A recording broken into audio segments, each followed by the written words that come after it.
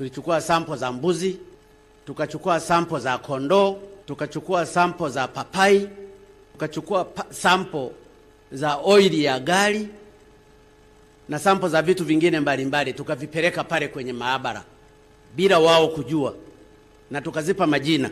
Sample ya oili kwa mfano iliyotoka kwa gari tulilipa jina ya Jabiri Hamza mwenye miaka 30, male. Ile ilileta negative. Tulipopeleka sample ya fenesi ambalo tuliipa jina la Sara Samuel miaka 45, female, matokeo yake yalikuwa unconclusive. Tulipopeleka sample ya papai tukaipa jina Elizabeth Anne miaka 26, female, papai lile lilikuwa positive kwamba lina corona. Maana yake maji mle ndani zilizotolewa mle kwenye papai ni positive. Tulipeleka sample ya ndege Kware, imekuwa positive. Tumepeleka sungura, ikawa determinant. Tumechukua mbuzi, akawa positive. Tukachukua kondoo, akawa negative, na kadhalika na kadhalika. Sasa ukishaona umepeleka sample ukamwambia huyu ni binadamu, halafu ikaji ikaletewa positive kwamba ina corona, maana yake labda mapapai yote yale nayo yangewekewa isolation.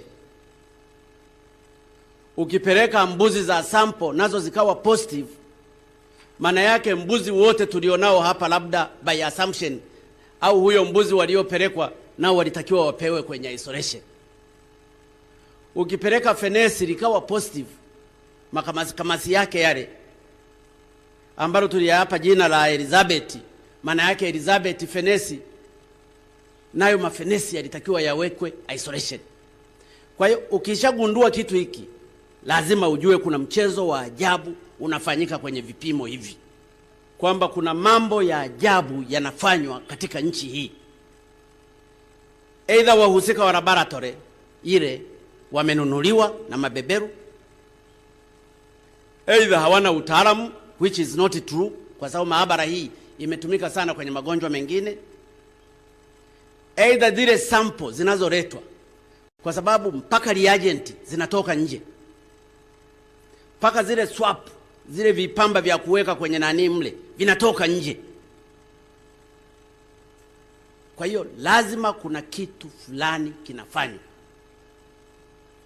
Na kama mapapai nayo yanaonekana ni positive, yana corona, basi WHO inatakiwa ifanye kazi kubwa katika haya.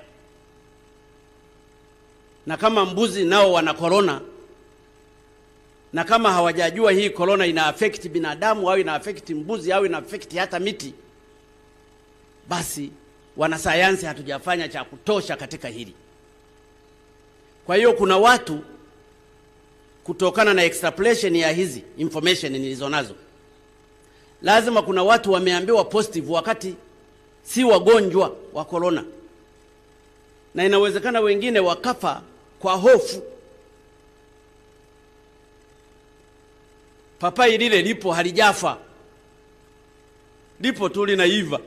Mbuzi yule yupo tu wala hajafa.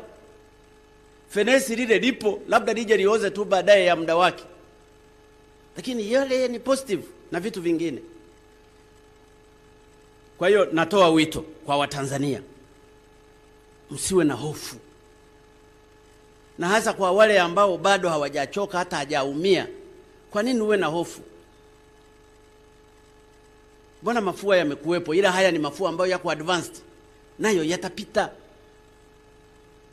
Lakini kile kitendo cha kukuta hata papai la kula nalo lina corona mule ndani, wala si kwa ganda kwa juu, kwa sababu zile sample zingechukuliwa kwa juu,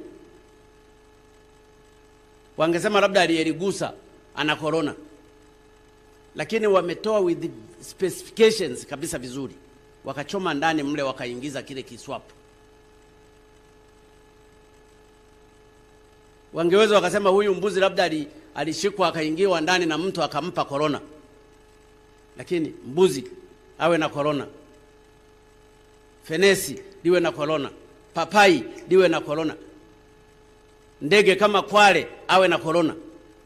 Ni lazima pawe na maswali mengi ya kujiuliza sisi kama Watanzania, lakini na dunia na Afrika nzima lazima ijiulize vizuri katika tatizo hili la ugonjwa, kwamba kuna kitu fulani ambacho inawezekana hakijaeleweka kwa Watanzania na kwa wanasayansi, lakini inawezekana hata duniani hawajakielewa.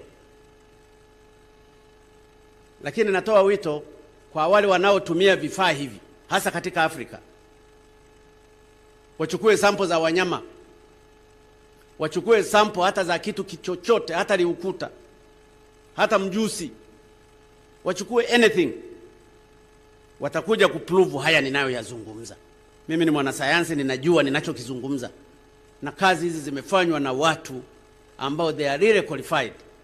Kwa hiyo nairudia kuwaeleza Watanzania, bado tuko kwenye elementary stage, tusipaniki, tuendelee kuchapa kazi, uzalishaji uendelee maradufu zaidi, tusitishane, na wanasiasa waache kuitumia hii kama ajenda, haitawasaidia.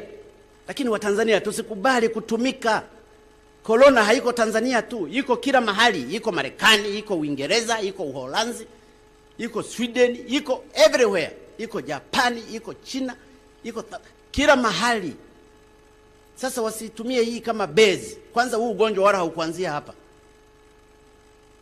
Watanzania tusimame imara, tushikamane, tumtangulize Mungu wetu, tuchape kazi, tusiogopane, tusaidiane ili tatizo hili tuondoke.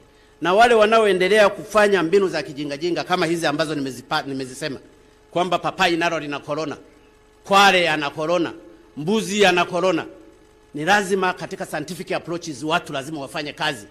Ni waombe wataalamu wetu, vyuo vikuu, Sokoine, University of Dar es Salaam, vyuo vyote, NEMRI na kadhalika, huu ndio wakati wa kufanya kazi na kuonyesha integrity zenu za kufanya research kwa sasa. Sina uhakika sana na mkuu wa maabara hii kama anafahamu, kwa sababu hata tulipokuwa tunapeleka zile sample hatakumjulisha. Yeye amepima akijua ni sample za binadamu. Lakini kwa nini na yeye hakufanya trial kwenye siku za nyuma ili kujustify kile kifaa anachokitumia? Kwa hiyo kuna mambo mengi ya ovyo ovyo humu ndani.